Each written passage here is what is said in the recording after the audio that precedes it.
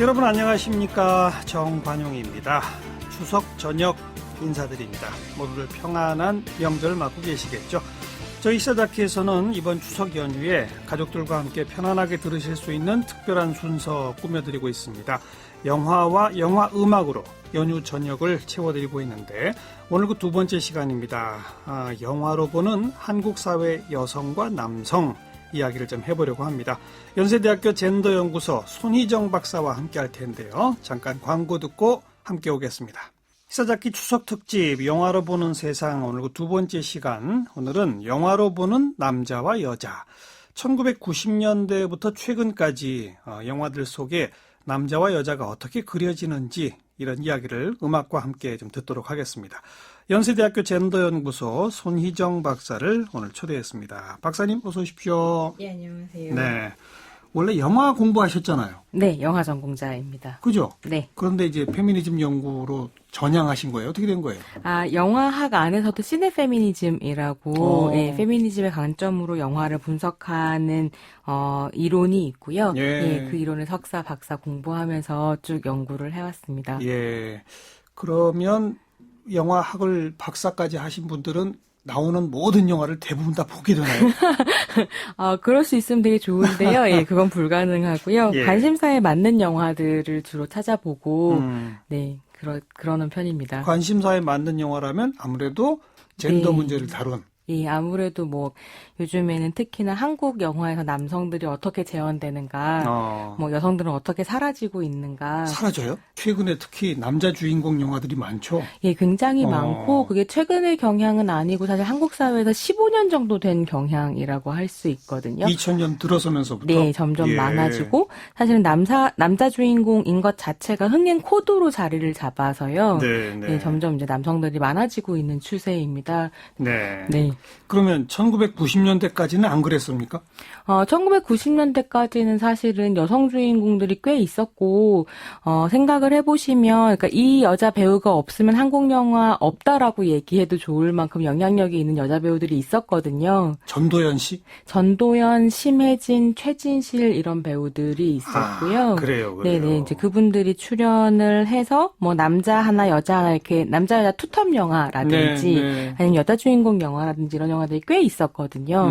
근데 이게 잘 생각해보면 IMF 이후로 해서 점점 이제 여자 캐릭터들이 사라지고 남자들이 많아지기 시작했죠. 그게 IMF랑 또 관련이 있나요? 예, 제 생각에는 IMF랑 좀 관련이 있는데요. 아니, 방금 말씀 듣다가 보니까 전도연, 심혜진, 최진실 이런 얘기를 듣다 보니까 사실은 거슬러 가면요. 60년대, 70년대, 80년대 계속 무슨 여성 트로이카. 트로이카들이 있었죠. 계속 있었어요. 네네. 근데 IMF가 그 한 기점이 됐다. 왜 그렇다고 생각하세요?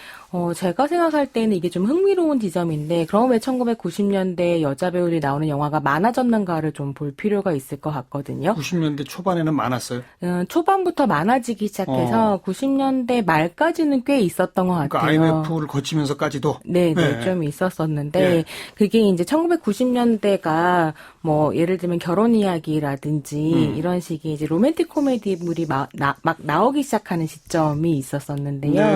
그게 이제 한국 사회에서는 기획영화 시대가 열렸었던 시점이거든요. 기획영화? 네네.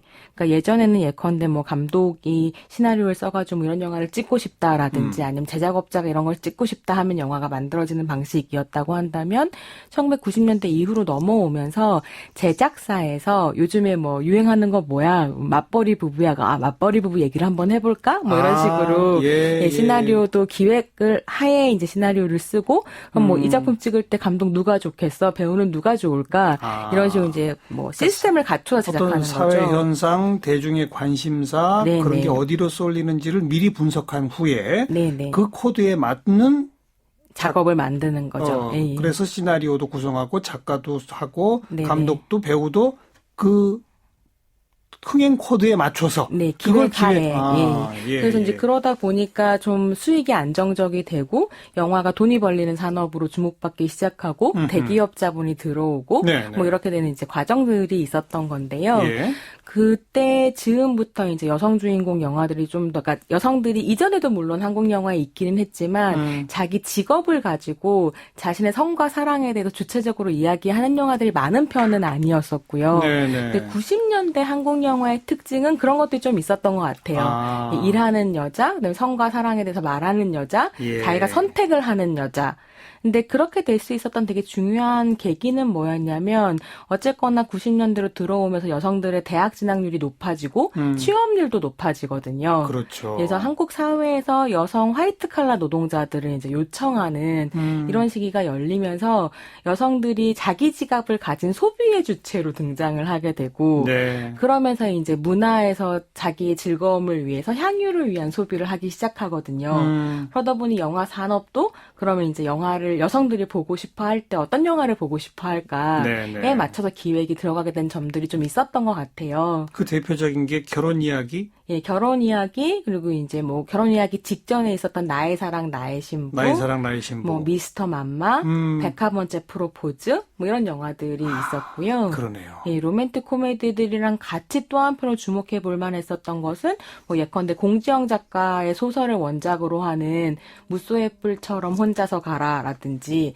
내가 여자라는 이유만으로라든지 아니면 뭐 처녀들의 저녁 식사 이런 식으로 페미니즘의 의제를 가지고 있다라고 전면적으로 내건 어떤 영화들도 네. 같이 등장을 하기 시작을 했었죠. 예. 그때 이제 외국에서는 어떤 영화들이 들어와서 인기를 끌었었냐면 델마 루이스라든지 그것도 여성주의 영화죠. 네, 프라이드 그린 토마토라든지 그러니까 이런 약간 문화적으로 여성에게 관심을 쏟는 시기가 90년대였었던 알겠습니다. 것 같아요. 그게 이제 대학 진학률, 그다음에 여성들의 취업, 네네. 그리고 어떤 의미에서는 IMF 직전까지는 우리 사회에 약간 거품이 끼어가지고 네네. 취업도 좀 잘 되고 그런 부분들이 그런 있었죠. 분위기, 돈도 예. 약간 좀 흥청망청 쓰기도 하고 뭐 샴페인 너무 뭐 일찍 그러니까요. 터뜨렸다 이런 얘기를 할 때이긴 했었는데요.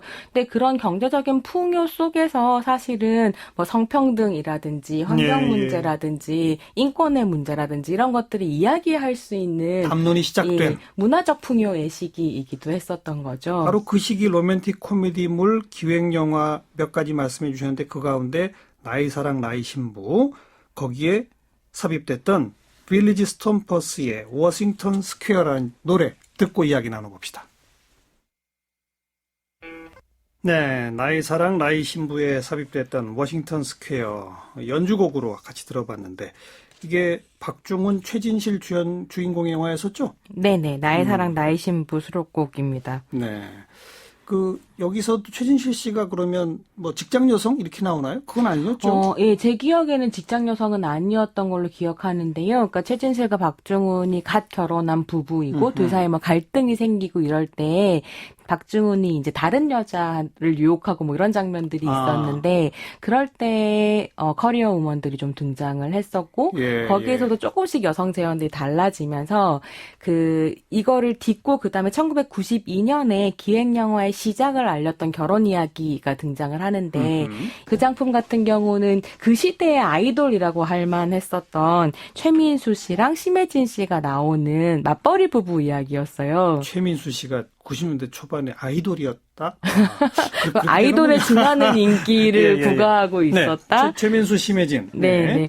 최민수 씨 같은 경우는 방송국 PD, 심혜진 씨 같은 경우는 성우를 하면서 이제 둘이 만나서 사랑하고 결혼하고 갈등을 일으키다가 다시 이제 해피엔딩 하는 이런 내용이었었거든요. 네. 그래서 그 영화가 굉장히 히트를 치면서 뒤에 이제 미스터 맘마라든지 고스트 맘마라든지 혹은 닥터본 같은 영화들로 이제 쭉쭉쭉 이어지면서 로코 전성시대가 열렸었습니다. 네. 로맨틱 코미디 전성시대. 네네. 그걸 줄여서 로코. 라고 얘기하죠. 네. 네. 그때 당시에 어쨌거나 맞벌이라고 하는 게 트렌드로 이제 등장을 하기 시작을 했고, 여성들에겐, 고학력 여성들로 하여금 이제 공적 영역에서 나와서 일해라 라고 하는 사회적 분위기가 있었던 것 같아요. 네네. 그래서 뭐 CF 같은 곳에서도 변화가 좀 시작이 되는데, 뭐 어떤 화장품 광고에서는 세상이 나를 원한다라는 카피를 걸고 이제 화장품 광고를 한다든지. 여자들이여 세상을 향해 나가라. 예, 뭐, 노라고 말하는 여자가 아름답다라는 뭐 베스트셀러가 나온다든지 어허. 이런 시대적 흐름 안에서 여성들의 재현이 좀 다변화됐었던 부분들이 있었던 거죠. 네, 네. 상대적으로 그 70년대, 80년대까지도 여성 트로이카 시대들이 있었지만 그거는 사실 어떻게 보면 아주 예쁜 여배우, 여자 주인공의 멜로물 뭐 네네. 이런 식이었다면 네네. 90년대는 사회 현상을 반영해서 뭔가 워킹 우먼으로서의 그리고 맞벌이로서의 뭐 네네. 이런 새로운 코드들이 네. 가미되기 시작한 그런 영화들이 등장을 등장을 한다. 했었죠. 그러면서 이제 그 시대를 풍미했었던 유행어 중에 하나가 슈퍼우먼 컴플렉스 네, 네. 이런 말 나오는 게 그 시점이거든요. 조금 아까 그 결혼 이야기 방송국 PD 얘기하니까 갑자기 떠오르는 게 접속이란 영화 있었잖아요. 네네. 접속이 거기도 있었습니다. 방송국이 등장하지 않습니까? 네네. 한석규 씨가 네. PD였었던 걸로 기억하는데요. 그렇죠. 접속 같은 경우에는 그런 로맨틱 코미디물과 멜로드라마가 이제 합쳐져 있었던, 결합돼서. 결합되어 있었던 형태였는데, 접속이 나오던 시점에 좀 재미있는 건 뭐였었냐면, IMF를 전후해서 이제 남성 멜로드라마라는 게 등장을 하거든요. 남성 멜로? 예, 남성 멜로드라마라는 건 어떤 흐름이냐면, 영화 속에서 점점 남자들이 아프거나 울거나 죽거나 하는 식의 이제 재현들이 등장을 하게 되는 예를 들면 거예요. 어떤 영화죠? 편지라는 영화가 편지, 있었고요. 예, 편지. 박신양 씨랑 최진실 씨가 박신양 나오는 씨가 암에 걸려서. 예, 뇌종양이었는지 약간 뇌에 있는 예, 병으로 예. 이제 죽게 되고 그래서 이제 죽기 전에 너무너무 사랑하는 부인인 최진실 씨한테 영상 편지를 남기는 맞아요. 장면이 기억납니다. 예, 되게 유명했고요. 그래서 예. 그 시대 극장가를 완전히 눈물바다로 만들었는데 거의 뭐 우는 남자의 등장이라고 하는 새로운 현상이라고 얘기를 하기도 했었고 네네. 그래서 이제 그런 편지 다음에 또 박신양 씨가 나왔었던 약속이라는 영화가 약속. 예, 전도연 박신양이었는데 그때 박신양은 조폭 조폭, 보스였었는데요. 전도연 씨가 예. 의사. 네. 예. 근데 박신양 씨 같은 경우에는 그 영화 안에서는 그러니까 병으로 죽거나 하는 것은 아니지만, 싸우다 죽죠. 네, 그러니까 사실은 어떻게 보면 요즘에 남성 중심 영화에서는 남자들이 여자를 위해서 뭔가를 희생하거나 이런 게 없는 얘기들이 펼쳐지는데, 이제 이해가 됩니다. 예, 그때만 해도 어쨌거나 전도연을 위해 모든 걸 포기하려고 하고 막 성당에 가서 이 여자 하나만은 사랑하게 해주세요. 그래서 울고 요것과 같이 있었던 게 8월의 크리스마스 예, 같은 영화들이 있었거든요. 거기도 한석규 씨가 네, 한석규 씨 일찍 죽죠. 한석규 시문화 커플이었었는데 네. 그러니까 병명을 알 수 없는 병으로 죽거든요. 그래서 체루성 멜로는 아니었지만, 그러니까 점점점 힘들고 지치고 죽어가는 남성들을 묘사하는 영화들이 네. 늘어나기 시작을 했었고요. 남성 멜로. 네, 그렇군요. 네. 근데 좀 아까 나왔던 접속이란 영화가 로맨틱 코미디와 전통적인 멜로가 결합된 어떤 형태였는데 네네. 거기서부터 사실 한석규 씨가 상당히 지고지순한 사람으로 등장하잖아요. 네네. 아파서 일찍 죽지는 않지만 네네. 그게 일종의 맹아라고도 볼 수 있겠네요. 남성 멜로에. 네, 그 즈음에 함께 나왔었던 작품으로 그렇죠. 주목해 볼 만할 것 같습니다. 그 접속에 나왔던 곡 하나 또 들읍시다. 사라본의 The Lover's Concerto입니다. 접속에 삽입됐던 A Lover's Concerto까지 들어봤고 어쨌든 그렇게 해서 90년대가 이 일종의 이제 여성적 담론을 담은 그런 영화들이 상당히 전성기였다가 그게 이제 처음에 우리 손 박사가 얘기하신 IMF를 기점으로 여자 주인공들이 사라지고 2000년대 들어서면서부터 남자 쪽으로 간다. 이제 그 네네. 얘기로 다시 돌아가서 네네. 그 IMF 직전 직후 그 사이에 남성 멜로들이 꽤 있었다. 네네. 거기까지 아까 들었단 말이에요. 네네. 그리고 그 후에 변화는 어떻게 됩니까? 그래서 이제 IMF를 기점으로 조금씩 남성과 여성을 그리는 방식에서 한국 영화가 이제 차이를 보이기 시작을 하는데요. 네. 사실 IMF라고 하는 것은 경제적인 재난이기 때문에 이 재난 때문에 펼쳐진 일들을 해결하기 위해서는 한국의 자본주의의 성격을 수정하거나 아니면 뭐 제도적인 개선을 추구하거나 이런 식의 노력이 근본적으로 필요했다라고 생각을 하는데 예. 사실 그건 너무 힘든 일이기도 하고 한국 사회는 그것부터 하기보다는 사실 뭘 했냐면 문화적으로 기가 꺾였거나 위기감에 시달리고 있는 남성들을 위로하는 방식으로 맞아요. 해결을 하려고 했었던 엄청난 거죠. 실업자가 쏟아져 나오고 하니까 네. 아빠 힘내세요 코드로 갔죠. 그죠. 그 예. 아빠 힘내세요가 바로 그때 이제 예, 등장해서 예. 엄청나게 히트를 하게 되는데요. 사실은 근데 중요한 건 IMF가 딱 터져서 이제 그 IMF랑 월드뱅크에서 대한민국이 차관을 얻어올 때 네. 첫 번째 조건이 구조조정이었단 그렇죠. 말이에요. 그러니까 노동력 유연화를 해야 되고 이게 신자유주의적으로 노동시장이 재편되는 과정이었었는데 그 구조조정이 시작될 때 제1차적인 대상은 사실은 여성 노동자들이었거든요. 그렇죠. 예, 기혼 여성, 미혼 여성들이 해고가 되고 그래서 사회적으로 어떤 분위기가 있었냐면 당신 아버지나 당신 남편이 해고되는 것보다는 당신이 해고되는 게 낫지 않느냐라는 분위기가 있었다는 거예요. 맞습니다. 예. 그래서 이제 그런 담론들 속에서 물론 남성 가장들도 엄청나게 해고가 됐었고요. 그래서 이제 이거를 남성 가장, 그러니까 IMF라고 하는 경제적 위기를 남성 가장의 위기로 배타적으로 이해를 네. 하기 시작하고 네. 이걸 위로하기 위해서 문화적인 장에서 이제 남성들의 길을 살려주는 이야기가 펼쳐지기 시작하는데 남자 기 살려주기 영화 이런 것도 나왔죠. 그런 영화들이 등장을 하는 건데 예를 들면 어떤 영화? 어떤 방식으로 가냐면 네. 친구처럼 아예 복고로 가는 거예요. 우리에게 아직 경제 개발과 발전의 희망이 살아 있었던 70년대, 80년대로 네네. 가거나 혹은 그랬을 때 이제 친구가 대표적인 작품인 건데 그 복고적인 공간에서도 엄청나게 남성성을 과시하거나 조폭들이 등장하고 등장을 하고 그리고 이제 이 남자들 사이의 우정, 의리 이런 것들이 중요한 가치로 이야기가 되는 이런 영화들이 이제 등장을 하게 됐었던 거죠. 네. 그러면서 한편으로는 그 흐름들과 함께 갔었던 게 부성 멜로 드라마들의 등장이었거든요. 부성 멜로. 아까는 예. 남성 멜로인데 이제는 아버지의 멜로. 아버지의 멜로. 예, 왜냐하면 예. 아버지가 가장이고 가장이 우리 가족을 책임지고 있는데 이들이 힘드니까 우리가 이들을 응원하면서 이 경제난을 타개해야 한다라고 하는 어떤 국민적 합의 같은 게 있었던 것 같아요. 그렇죠. 그래서 이제 2000년대 중반이 되게 되면 어떤 영화들이 등장하냐면 괴물 너무 잘 아실 괴물. 텐데요. 네. 괴물이 이제 뭐 반미 영화이기도 하고 환경 문제를 이야기하는 영화이기도 하고 뭐 여러 가지 층위를 가지고 있지만 굉장히 흥미로운 게 그러니까 근사한 아버지로 성장하지 못했기 때문에 괴물로부터 딸을 지키지 못했던 송강호가 그렇죠. 이 일련의 과정들을 겪은 다음에 또 중간에 변희봉 아버지 역할, 그러니까 송강호의 아버지 역할은 변희봉 씨는 또 죽어요. 네. 자기의 아버지를 잃고 드디어 이제 뭐랄까요 위대한 아버지로 성장을 해서 새로운 대안적인 가족을 꾸린다라는 이야기를 가지고 있는 부분이 있는데요. 맞아요.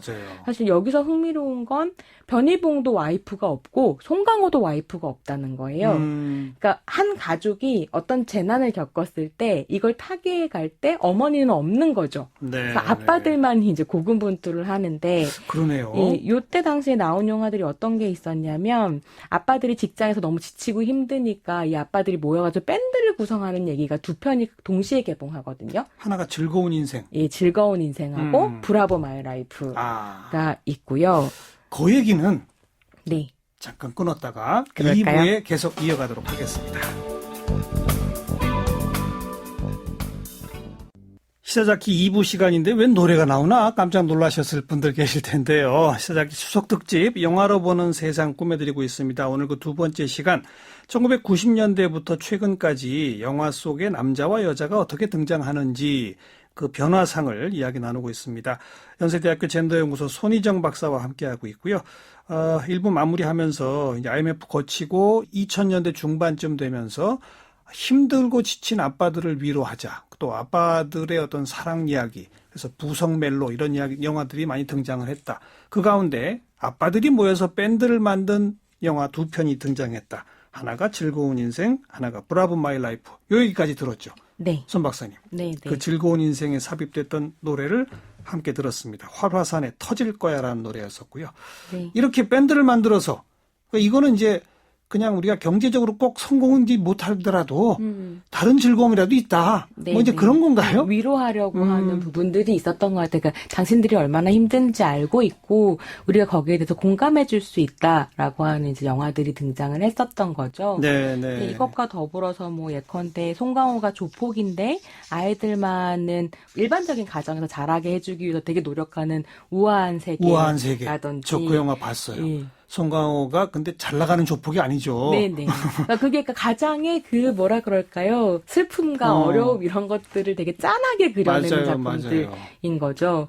혹은 혼자서 싱글 라이프를 너무 잘 즐기고 있는데 어느 날 갑자기 애가 눈앞에 등장해서 이 철없는 남자가 아버지가 되어간다. 파송성 계란탁이라든지 임창정 나오는 작품, 예, 박신양이 나오는 눈부신 날에 이런 작업들도 있었거든요. 네. 뭐 이런 식의 이제 영화들이 등장을 하면서 아버지에 대한 이야기에 집중이 좀 됐었고 네. 이런 흐름이 쭉 계속되면서 작년에 이제 천만 영화 중에는 부산행이라든지 뭐 올해 개봉해서 화제가 됐었던 구남도 같은 영화들에서 아빠가 이제 모든 재난을 이겨내고 딸을 지켜내는 네, 네. 이런 이야기가 등장을 하고 있습니다. 그러니까 IMF 거치고 2000년대 들어서기 시작하면서부터 아무래도 아빠 위주 또 힘든 아빠들의 복고적인 뭐 친구와 같은 네네. 그런 어떤 옛날을 회상하든 아니면 아빠를 위로하든 네네. 아빠의 뭐 사랑을 그리든 네네. 주로 남자가 주인공인 영화들이 그때부터 그렇게 된 거다. 네, 굉장히 많이 나왔고요. 저는 사실 이런 영화들은 이제 아빠뽕 영화라고 이야기를 하는데, 아빠뽕. 예, 그러니까 사실은 저는 대중문화가 지친 남성 가장들을 위로하는 영화를 선보이는 건 너무 중요하다고 생각해요. 네. 그게 문화가 해야 될 일인 것인데, 예. 제가 여기에 뽕이라는 말을 붙이는 이유는 뽕은 이제 사실은 어떤 것을 강조함으로써 다른 걸 못 보게 한다라는 예, 거잖아요. 그러니까 너무 아버지들의 노고만 치하하고 그것을 위로하려다 보니 사실은 그 옆에서 늘 항상 같이 고생하고 있었던 여성 노동자나 어머니에 대한 이야기들은 없어지고. 싹 지워져 버린다는 거죠. 그래서 부산행 같은 경우도 되게 재미있는데 공유가 이제 딸을 데리고 이혼을 한 와이프한테 딸을 데려다 주러 부산까지 가는 길에 네. 그 부산행 기차가 좀비 아포칼립스가 그렇죠. 되는 이야기거든요. 근데 이 딸의 어머니는 전혀 등장하지 않아요. 목소리로만. 상황으로만. 네, 등장을 하는. 그래서 이런 식의 이야기들로 갈 때 왜 이 영화들에서 어머니의 자리는 없는가? 우리 어머니들은 그럼 이 재난을 방관하고 있었는가? 이런 질문들을 좀 하게 되는 거죠. 그럼 그 시대에는 여자가 주인공인 영화들은 아예 없었어요? 이게 정말로 재미있는 네. 건데요. 그러니까 1990년대까지 이제 스크린에서 다양한 장르들에 등장을 했었던 여성 캐릭터들이 2000년대가 되면 이 장르들에서 싹 사라져서 네. 딱 하나의 장르로 들어가거든요. 어디로요? 그게 공포 영화였습니다. 호러물? 네, 호러물로 들어가서 사실 이제 여성들은 괴물이거나 귀신이거나 유령이 되지 않으면 자기의 목소리를 얘기할 수 없는 이게 대표적인 영화들로는 예컨대 뭐 하얀 방이라든지 하얀 방. 폰, 아카시아, 소름, 뭐 4인용 식탁, 나중에 나오면 오로라 공주 이런 식의 영화들로 쭉쭉쭉쭉 이어지는데 영화 산업이 성장을 하니까 다양한 장르의 영화들을 만들 수 있게 되면서 호러 영화라고 하는 약간 그러니까 공포 영화는 개봉을 하면 막 1000만씩 들거나 이러지는 잘 않잖아요. 절대 안 들죠. 예, 그러니까 사실은 어떻게 보면 좀 영화 다양성이 늘어나면서 다시 만들어질 수 있었던 장르 중에 하나가 호러 영화인데요. 네. 그러니까 1997년에 여고괴담이 인기를 끌고 난 다음에 이게 호러 영화 팔린다? 이러면서 제작자들이 이제 기획 영화로서 공포 영화를 기획을 하게 되고 2000년에 4개의 작품이 개봉을 해요. 해변으로 간다, 찍히면 죽는다, 하피 그리고 가위라는 작품이 개봉을 하는데요. 네. 이 앞에 3편은 싹 다 망하고요. 가위라는 작품이 연쇄살인범이 여귀인 거예요. 여자. 예, 여자 귀신이고 앞에 거는 남자들이었고. 얘네들은 남자들이었고 남자 연쇄살인범이었고 그러니까 돈 될 남은 여자가 주인공인 거. 여자 귀신인데 친구들한테 따돌림을 당하다가 죽어서 원한을 가지고 와서 복수한다 하면서 한국 영화가 되게 정확하게 어떻게 보면 공포 영화를 만들 때에는 여자가 귀신이 돼야 되는구나 라는 걸 안 건데 그렇군요. 예, 재미있는 건 영화의 역사를 보면 대대적으로 그 사회에서 탄압받거나 배제된 사람들이 괴물이 되어 공포 영화로 돌아오는 경우도 굉장히 많거든요. 다른 나라에서도. 네, 뭐 집시라든지 예. 장애인이라든지 예. 성소수자라든지. 예. 근데 한국 영화에서는 그게 여성이었다. 여성이었다라는 거죠. 재밌네요. 네. 그러니까 90년대까지 다양하게 등장하던 여자들은 싹 사라져서 이제는 호러물에만 주인공으로 등장을 근데, 하게 되는 예. 그 과정. 더 중요한 건 뭐냐면 가위를 제외하고 거의 대체의 영화들이 뭐 제 생각에는 한국 공포 영화가 2000년대 이후에 만들어진 한국 공포 영화의 95%는 그렇다고 생각하는데요. 모성이랑 관계된 영화들이거든요.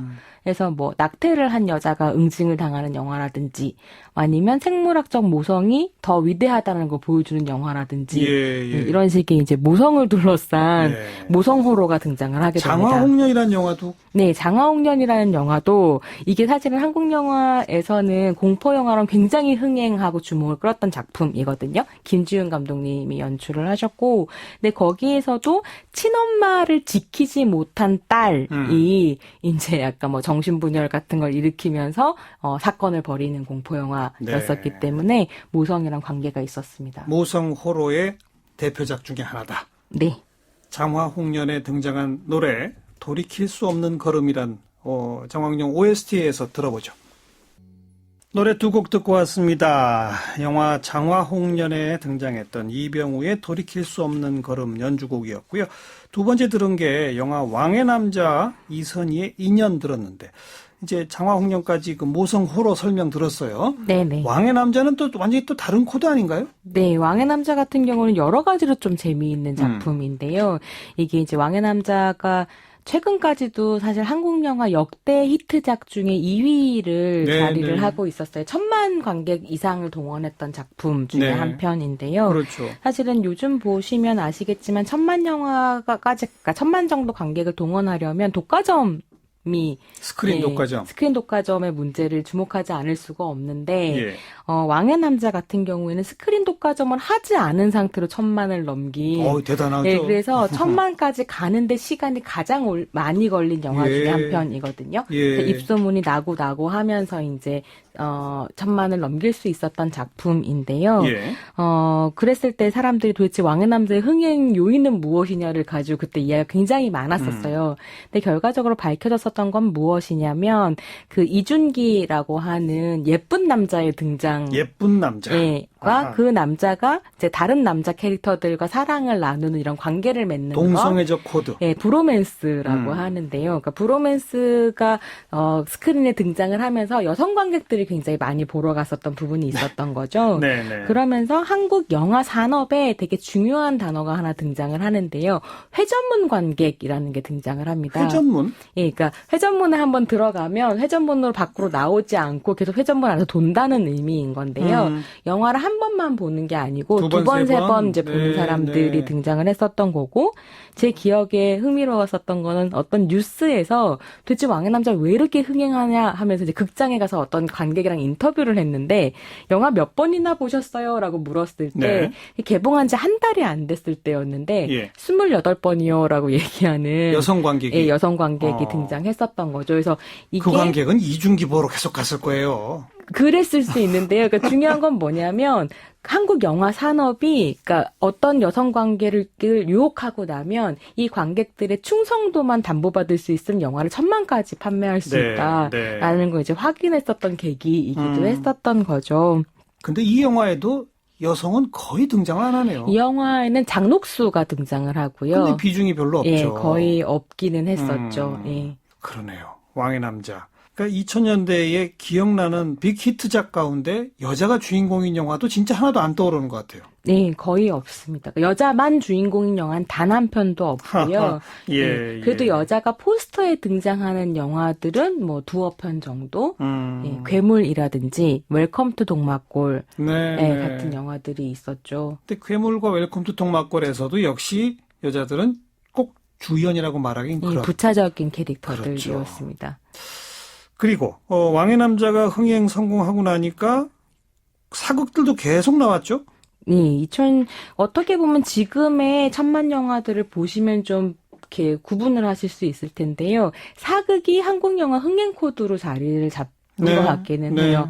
근데 사실 저는 개인적으로는 그러니까 지금 요즘에 흥행했었던 1000만 영화들 예컨대 광해라든지 명량이라든지 변호인 이런 식의 영화들하고 왕의 남자는 약간 좀 다른 결이 있다라고 생각하거든요. 그러니까 왕의 남자는 아까 말씀드렸던 것처럼 어쨌거나 회전문 관객한테 어필을 하고 어떤 이제 사람들 사이의 관계와 사랑과 배신 이런 것들 주목을 하면서 1000만까지 갔었다라고 한다면 광해라든가 명량 그리고 뭐 국제시장도 사극이라고 할 수 있을 텐데 이런 작품들 같은 경우에는 역사적 사실을 다루거나 아니면 역사를 경유해서 정치의 문제를 이야기하거나 이렇게 하면서 그렇죠. 이제 흥행을 좀 하게 된 것 같거든요. 예. 그래서 특히나 광해랑 변호인은 저는 굉장히 비슷한 작품이라고 생각하고 이런 사극들이 이제 저는 포스트 노무현기 사극이라고 이야기를 하는데 그러니까 노무현 대통령 돌아가시고 난 다음에 더 이런 작품들이 많이 나왔는데 특히나 한국 사극에서 드라마 영화를 아울러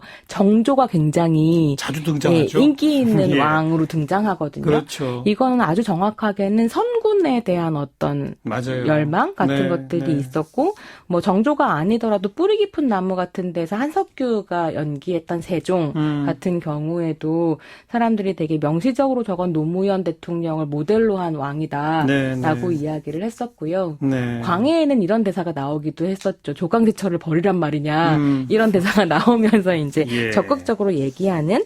그래서 약간 그러니까 왕의 남자 때문에 사극 붐이 일어났다라기보다는 사실은 정치에 대해서 직접적으로 얘기하기 힘든 상황들이 있거나 혹은 옛날을 빗대서 그 이제 사극을 빗대서 노무현 전 대통령 그 시대의 코드 이런 걸 좀 말하고 싶어 했었던 것 아닐까. 그렇군요. 그때 사극들이 참 많았는데 그 여자가 주인공의 사극도 한두 편 있긴 있었어요. 예, 있기는 있었지만 사실은 거의 주목을 받지 못했었고요. 예를 들어서 도리화가 라든지 헤어화라든지 헤어화. 이런 작품들이 있었는데 이것들은 사실은 사극을 경유해서 정치를 말한다든지 역사를 말한다든지라고 하기보다는 네. 어떤 특정한 인물에 주목하거나 맞아요. 혹은 여성을 과거로 보내서 이국적인 이미지를 만드는 데 더 집중했었던 예, 이런 예. 작품들이어가지고요. 예. 약간 뭐 강해 같은 작품들이랑 비교가 안 비교해보기에는 되죠. 좀 헤어화, 어려운 점이 도리화가 둘 다 보면 여자들이 한 사람은 그림 그리고 한 사람은 노래 부르고 네. 뭐 이런 식의 네네. 코드가 좀 분명히 다르긴 다르군요. 그래서 그런 고민들이 있는데요. 그러니까 한국에서 그러니까 영화에 지금 이제 여자들이 등장을 할 때에도 한국 여자인 경우가 잘 없거든요. 예컨대 뭐 제일 많이 드는 예 같은 경우는 뭐 JSA의 이영애라든지 네. 시리의 김윤진처럼 아예 국적이 다르거나 아니면은 뭐 해외에서 온 여성들이거나 혹은 아니면 과거의 여성들이거나 이런 식으로 그려지는 부분들이 있어서 왜 이렇게 한국 영화에서 한국 여성들은 사라지고 있는가 그러네요. 이런 걸 좀 근데 요 질문해 볼 수 있습니다. 시기쯤에서 제가 기억에 나는 여성들만 주로 등장하는 써니라는 영화. 네. 이건 되게, 확실한 거예요. 되게 재미있게 3편 정도가 사실은 여성 주인공으로 히트한 영화들이 있어요. 예, 예. 써니랑 미녀는 괴로워랑 댄싱 퀸 이런 작품들이 예, 있었거든요. 예. 근데 이런 작품들은 그러니까 특히나 써니 같은 경우는 논란에 휩싸였던 것이 예컨대 87년의 민중항쟁의 공간을 이게 써니라고 하는 그룹의 여학생들이 패싸움을 벌이는 공간으로 전유하면서 패싸움과 예. 전경의 진압과 이게 막 군무처럼 그러니까 얽혀 그런 들어가는 장면이 나오죠. 역사를 완전히 탈맥락해버리는 예. 방식으로 재현을 해서 예. 사실은 이 정도의 여성 재현이 드러난 영화가 없다라고 옹호하는 사람도 있었고 한편으로는 이렇게 왜 여성들의 이야기는 언제나 탈역사화된 방식으로 이야기되는가 87형장에 분명히 여성들이 있었는데 왜 그 이야기는 늘 지워지면서 네. 이렇게 희화화하는 방식으로 그리는가라는 비판이 좀 있기도 했었고요. 그렇지만 아무튼 굉장히 재밌는 영화였어요. 재미는 있었죠. 근데 한편으로는 고민되는 건 또 이거를 뭐 미녀는 괴로워랑 붙여서 보면 어떤 게 있냐면 여성들의 이야기는 자기계발 서사하고만 만났을 때 그렇죠. 히트를 한다는 거예요. 네. 미녀는 괴로워도 그렇잖아요. 그러니까 완전히 몸을 살 빼고 뭐 렛미인을 이러면 안 방불케 되는. 하는 네. 성형수술 맞습니다. 끝에 뭐 성공하는 여자의 이야기. 자, 써니 그리고 미녀는 괴로워 두 영화에 삽입됐던 곡 두 곡 이어서 듣겠습니다. 써니에 삽입됐던 조덕배의 꿈에 그리고 미녀는 괴로워의 뭐 너무나 다 유명한 마리아 듣겠죠. 2000년대 중후반에 나온 영화 써니 그리고 미녀는 괴로워 두 영화 여자 주인공으로 그나마 성공한 그러나 무슨 시대적 코드랄까 정치적 이야기랄까 이런 건 거의 없는 그러니까 모든 영화가 정치적인 이야기나 역사적인 이야기를 다뤄야 된다고 저는 생각하지는 않는데요. 물론이죠. 예, 한국 사회가 그렇게 정치와 역사를 중요하게 생각할 때 왜 그 장에서 여성들의 이야기는 지워지고 있는가? 없느냐? 예, 대한 네. 이야기입니다. 그렇군요. 자, 이제 최근에 나온 영화들 중에 좀 논란이 되는 거 한두 편 이야기하면서 마무리를 지어야 될 것 같은데 네. 청년경찰이라는 영화 최근 좀 논란이 많았었죠. 네, 청년경찰 같은 경우에는 뭐 문제가 됐었던 건 이런 것인데요. 그러니까 두 명의 건장한 청년이 한국 여자가 위기에 처했을 때 그녀들을 구해낸다라는 이야기를 가지고 있는데 그 두 사람이 경찰관이고. 경찰 대학에 다니고 대학생. 있는 학생들이고, 근데 기본적으로는 어떤 설정이냐면 조선족들이 남한의 여성들을 납치해서 불법으로 난자를 채취해서 그 난자를 인공수정하는 병원에 판다라는 네. 설정을 가지고 있고, 그래서 조선족 사회가 막 난리가 났죠. 예, 근데 그게 그러니까 조선족을 재현하는 방식이 너무 악의적이고 조선족들이 모여 있는 동네도 이제 악마화하는 방식으로 그리면서 문제가 좀 됐었고요. 예. 그래서 이제 뭐 상영 반대하는 운동을 조직하기도 했었습니다. 근데 이게 좀 재미있는 게 VIP라는 영화랑 붙어서 보면 또 흥미로운 부분이 있는데 VIP. 네, VIP 같은 경우는 탈북한 남성이 남한 여자들을 죽이고 다닐 때 남한 경찰이 또 이걸 막는다라는 이야기를 가지고 있어서 네. 지금 남한 여성들에 대한 위협은 뭐 휴전선 이북으로부터 내려오는 것이고 이것을 지켜낼 것은 정의로운 우리밖에 없다라는 생각들을 보여주는데 네, 네. 그랬을 때 그 우리인 남성들은 여자친구가 없거나 부인한테 이혼을 당한 남자들로 설정이 되어 있어서 또 이제 우린 버림받고 힘들지만 이렇게 살고 있어라는 이야기들을 좀 하고 있는 것이 아닌가. 네. 그래서 남한 남성을 정의롭게 그리기 위해서 휴전선 이북의 남자들은 괴물이 되고 조선족도 예, 괴물이 되고. 괴물이 되고 여자들은 시체가 되는 이런 상황들이 지금 한국 영화의 현 주소인 것 같다라는 생각이 네. 좀 듭니다. 여성 혐오 범죄 뭐 이런 것들과 또 우물양으로 이렇게 맞물리는 거예요. 맞물려 있다라는 생각이 좀 여자들이 들고요. 범죄의 피해자가 되는데. 네네. 근데 사실 정말 정확하게 드러내려면 한국 사회 전반에 깔려 있는 남녀 간의 어떤 그 격차. 근데 그 격차에도 불구하고 여성들이 여전히 차별받고 있다는 걸 인정하기 싫어하는 남성들 일부에 네네. 이른바 여성 혐오. 네네. 뭐 이렇게 식으로 본질적으로 접근해야 되는데 그거를 소재로만 삼고 네. 범죄 피해자로서의 여성이라는 소재로만 삼고 네. 엉뚱하게 조선족이나 탈북자를 끌어들인다. 이런 거로군요. 네. 그래서 근데 더 재미있는 건 이 영화들이 보여주고 있는 서사 자체가 한국 사회에 되게 익숙한 여성 혐오 서사들이거든요. 네. 그래서 그런 것들 좀 같이 보시면 재미있을 것 그 같습니다. 논란의 영화 청년경찰 가운데 Imagine Dragons가 부른 On Top of the World 들어보죠. 네, 손희정 박사 이제 좀 정리를 해봅시다. 우리가 90년대부터 시작해서 최근까지의 영화의 흐름 아주 극적으로 대비되는군요. 90년대는 어떤 의미에서는 여성 영화의 전성기라고도 말할 수 있고 네. 그러다 IMF를 거치고 2000년대 중반 이후 지금까지는 여성들은 호러물 외에서는 거의 주인공을 못하는 네. 남자 위주의 영화식으로 흘러가 버렸다. 네. 이제 그런 얘기를 쭉 좀 해봤는데요. 앞으로는 어떻게 될 것 같아요? 지금 이제 VIP 같은 경우에 화제가 됐었던 것은 이때까지는 남성들이 나와가지고 폭력을 휘두르거나 하는 것들을 어쨌거나 즐겁게 봤었던 여성 관객들이 이제 더 이상 이런 영화 싫다라고 얘기하고 있거든요. 네. 그러면서 이제 변화가 좀 생기지 않을까라는 기대를 하고 보고요. 예. 왜냐하면 어쨌든 거의 불매에 가깝게 영화를 안 봐버려서 영화 손해가 났으니 네. 이제 관객들이 뭘 원하는지 한국 영화는 더 예민하게 좀 봐야 될 것 같고 요런 시점에 좀 흥미롭게 꼭 보셨으면 하는 영화가 한 편 개봉을 했어요. 뭐죠? I Can Speak라는 영화인데요. 예. 남문희 선생님하고 이재훈 씨가 이제 등장을 하는 영화이고 종군 위안부 피해자 여성의 삶에 대해서 이제 보여주는 그렇죠. 작품인데 근데 굉장히 유쾌하게 시작한다면서요? 이게 또, 그러니까 이전까지는 뭐 귀향이라든가 이런 영화들에서는 계속 이제 여성들을, 그러니까 피해 여성들의 삶을 조망한다라는 미명 아래 또 한편으로는 좀 성적 대상화하는 방식으로 재현하거나 이런 것들이 저는 불편한 부분이 있었는데요. 여기서는 이제 그 피해자가 영어를 배워서 국제인권법정에 가서 증언을 한다라는 그렇죠. 이야기를 가지고 있어서 예. 사실은 피해 사실에 주목한다라기보다는 여전히 삶을 계속하고 있는 장에서 자신의 피해 사실을 증언했었던 어떤 정치 행위자로서의 여성, 네. 시민으로서의 여성을 보여준다는 그리고 점에서 당당하게 살아가는. 그 굉장히 영화 흥미롭습니다. 전반부에는 이 동사무소 직원하고 네네. 온갖 민원을 다 넣는 네. 아주 괴팍한 할머니하고 뭐 이렇게 시작을 해서 예, 굉장히 그러니까 재미있고요. 오랜만에 보는 코미디이기도 예. 하고, 예. 남문희 선생님의 연기야 뭐, 인이 박혀서 이제 너무 자연스럽게 나오는 연기라 더 입댈 것이 없고, 물론, 네.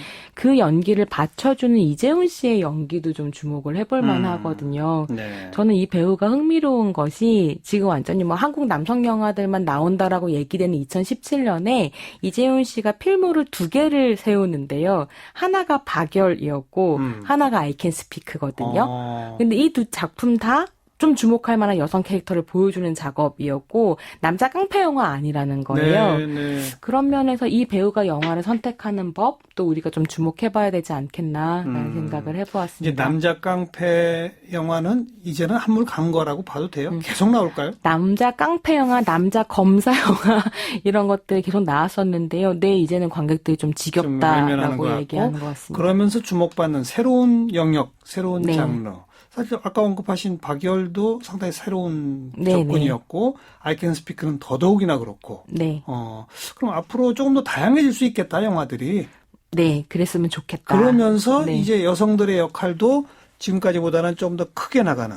네, 다양해지지 않겠는가. 네. 그렇군요. 자, 오늘 추석 특집 영화를 보는 세상 2번째 시간, 영화를 보는 남자와 여자 이야기, 연세대학교 젠더연구소 손희정 박사와 함께 들었습니다. 오늘 고맙습니다. 예, 감사합니다. 시사잡기 추석 특집 영화로 보는 세상, 오늘 그 2번째 시간 함께 하셨고요. 내일은 3번째 순서로 영화로 보는 경제 경영. 네, 이것도 참 흥미로운 소재입니다. 함께 기다려 주시기 바라고요. 아까 잠깐 소개했던 영화 I Can Speak에 등장하는 이문세의 가로수 그늘 아래 서면 함께 들으시면서 오늘 인사드리겠습니다. 안녕히 계십시오. 그 작품 같은 경우는 그 시대의 아이돌이라고 할 만했었던 최민수 씨랑 심혜진 씨가 나오는 맞벌이 부부 이야기였어요. 최민수 씨가 90년대 초반에 아이돌이었다? 그 아이돌에 준하는 인기를 부과하고 있었다. 네, 최민수, 심혜진. 네.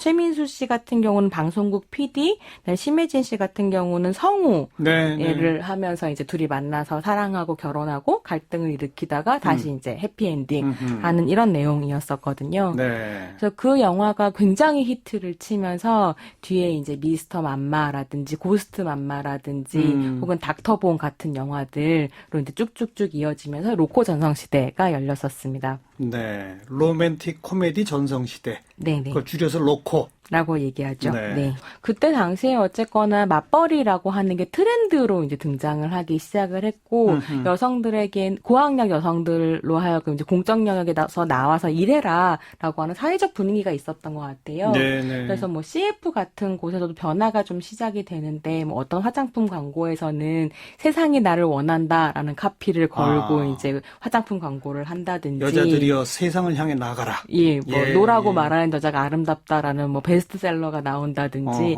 이런 시대적 흐름 안에서 여성들의 재현이 좀 다변화됐었던 부분들이 있었던 거죠. 네. 상대적으로 그 70년대, 80년대까지도 여성 트로이카 시대들이 있었지만 그거는 사실 어떻게 보면 아주 예쁜 여배우, 여자 주인공의 멜로물 뭐 네네. 이런 식이었다면 네네. 90년대는 사회 현상을 반영해서 뭔가 워킹우먼으로서의 그리고 맞벌이로서의 뭐 네네. 이런 새로운 코드들이 가미되기 시작한 그런 영화들이 등장을 한다. 했었죠. 그러면서 이제 그 시대를 풍미했었던 유행어 중에 하나가 슈퍼우먼 컴플렉스 네. 이런 말 나오는 게 그 시점이거든요. 조금 아까 그 결혼 이야기 방송국 PD 얘기하니까 갑자기 떠오르는 게 접속이란 영화 있었잖아요. 네네. 접속이 거기도 있었습니다. 방송국이 등장하지 않습니까? 네네. 한석규 씨가 네. PD였었던 걸로 기억하는데요. 그렇죠. 접속 같은 경우에는 그런 로맨틱 코미디물과 멜로드라마가 이제 합쳐져 있었던, 결합돼서. 결합되어 있었던 형태였는데, 접속이 나오던 시점에 좀 재미있는 건 뭐였었냐면, IMF를 전후해서 이제 남성 멜로드라마라는 게 등장을 하거든요. 남성 멜로? 예. 남성 멜로드라마라는 건 어떤 흐름이냐면, 영화 속에서 점점 남자들이 아프거나 울거나 죽거나 하는 식의 이제 재현들이 등장을 하게 되는 예를 들면 거예요. 어떤 영화죠? 편지라는 영화가 편지, 있었고요. 예, 편지. 박신양 보면 IMF 이후로 해서 점점 이제 여자 캐릭터들이 사라지고 남자들이 많아지기 시작했죠. 그게 IMF랑 또 관련이 있나요? 예, 제 생각에는 IMF랑 좀 관련이 있는데요. 아니, 방금 말씀 듣다가 네. 보니까 전도연, 심혜진, 최진실 이런 얘기를 듣다 보니까 네. 사실은 거슬러 가면요. 60년대, 70년대, 80년대 계속 네. 무슨 여성 트로이카, 네, 트로이카들이 있었죠. 계속 있었어요. 네네. 근데 IMF가 그 한 기점이 됐다. 네네. 왜 그렇다고 생각하세요? 제가 생각할 때는 이게 좀 흥미로운 지점인데, 그럼 왜 1990년대 여자 배우들이 나오는 영화가 많아졌는가를 좀 볼 필요가 있을 것 같거든요. 90년대 초반에는 많았어요. 초반부터 많아지기 시작해서 90년대 말까지는 꽤 있었던 것 그러니까 같아요. IMF를 거치면서까지도. 네, 좀 있었었는데, 네. 그게 이제 1990년대가 뭐, 예를 들면 결혼 이야기라든지, 이런 식의 이제 로맨틱 코미디물이 막 나오기 시작하는 시점이 있었었는데요. 네. 그게 이제 한국 사회에서는 기획영화 시대가 열렸었던 시점이거든요. 기획영화? 네네.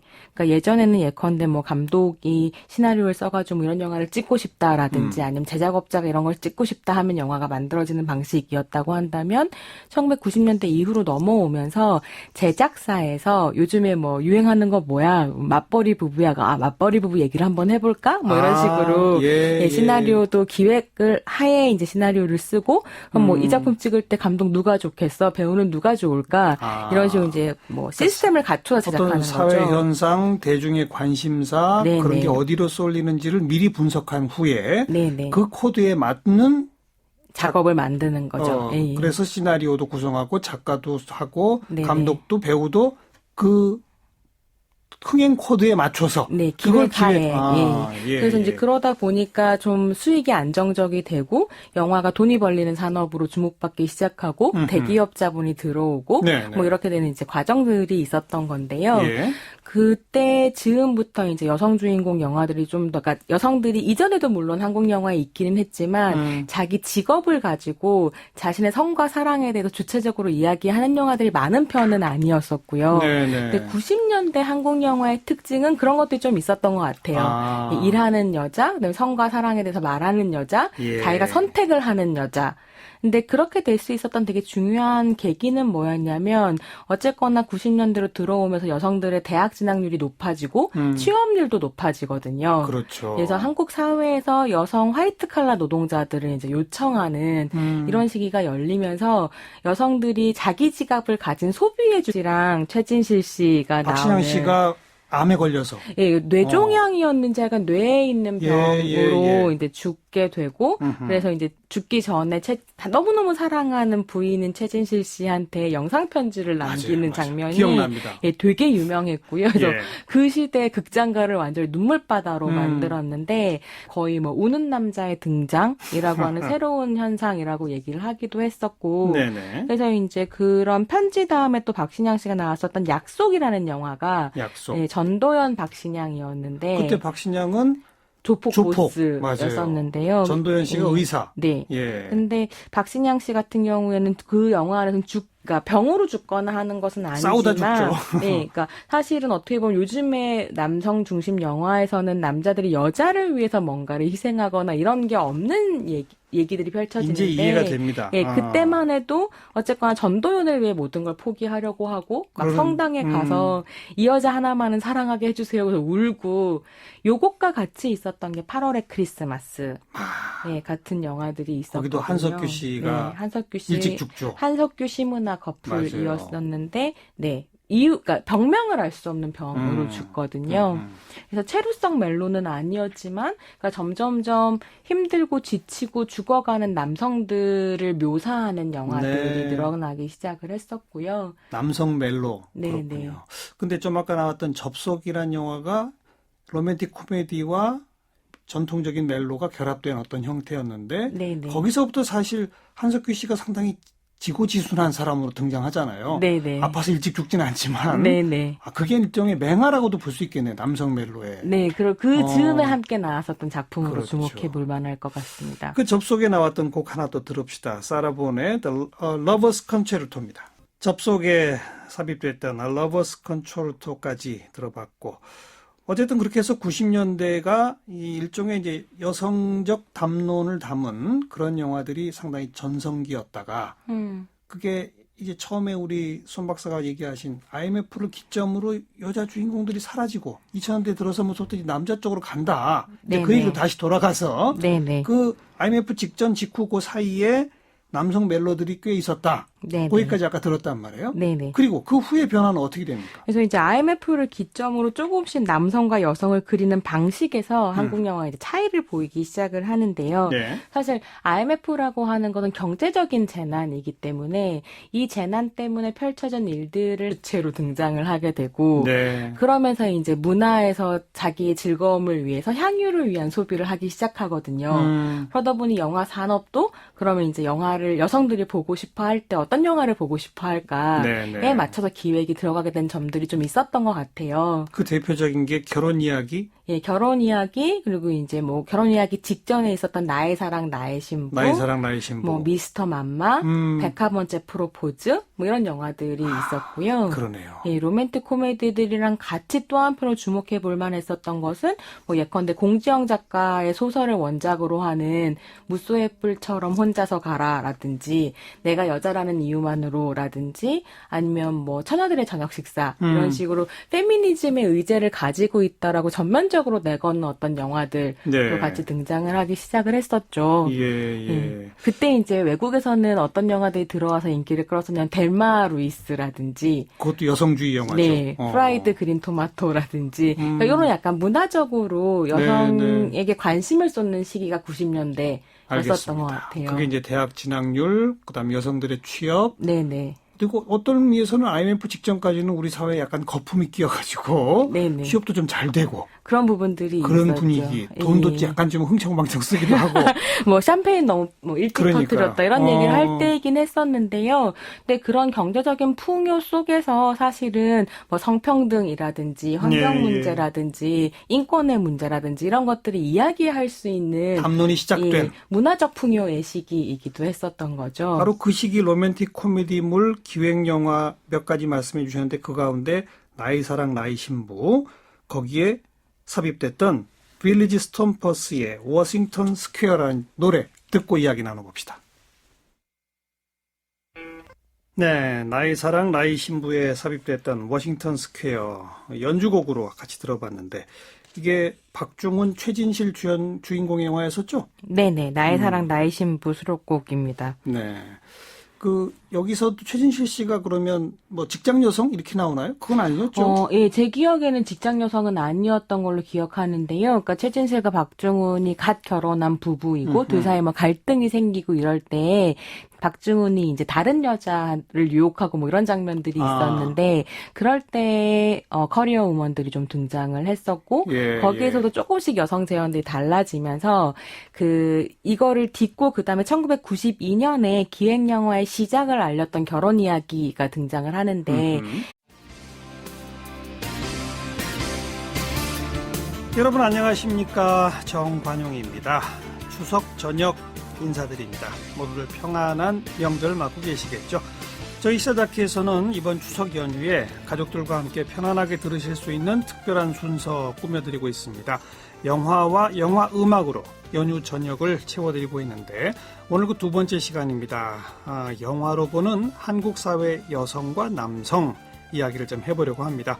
연세대학교 젠더연구소 손희정 박사와 함께 할 텐데요. 잠깐 광고 듣고 함께 오겠습니다.